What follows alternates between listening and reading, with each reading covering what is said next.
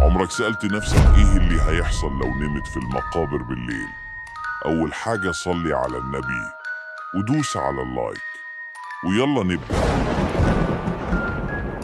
كان يوسف وهشام ماشيين بعربيتهم في طريق سفر طويل، والليل كان نازل تقيل كأنه عامل غطا أسود فوق كل حاجة.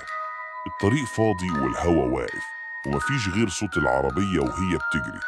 وفجأة تكت تكت تكت، العربية بدأت تهنج وتهز وبعدين وقفت خالص.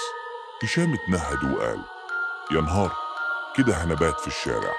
يوسف بص حواليه وقال: استنى، في ترب هناك، يمكن نلاقي حد يساعدنا. مشيوا سوا ناحية الترب والليل كان أهدى من الطبيعي، هدوء يخوف. دخلوا من باب الترب لقوا طفل قاعد على الأرض ظهره ليهم وبيعيط بصوت واطي، صوت يخليك تتجمد مكانك. هشام اتسمر. يوسف قربه وقال: مالك يا ابني، بتعيط ليه؟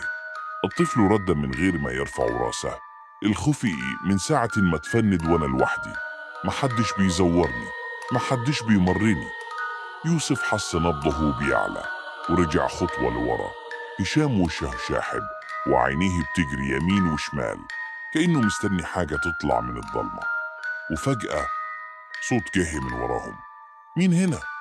يوسف لف بسرعة. الطفل اختفى، مكانه فاضي. صاحب الترب كان واقف ماسك مصباح قديم وقال: انتوا بتعملوا ايه هنا؟ هشام حاول يضحك بصعوبة: والله العربية عطلت وتخيلنا ان في طفل شكلنا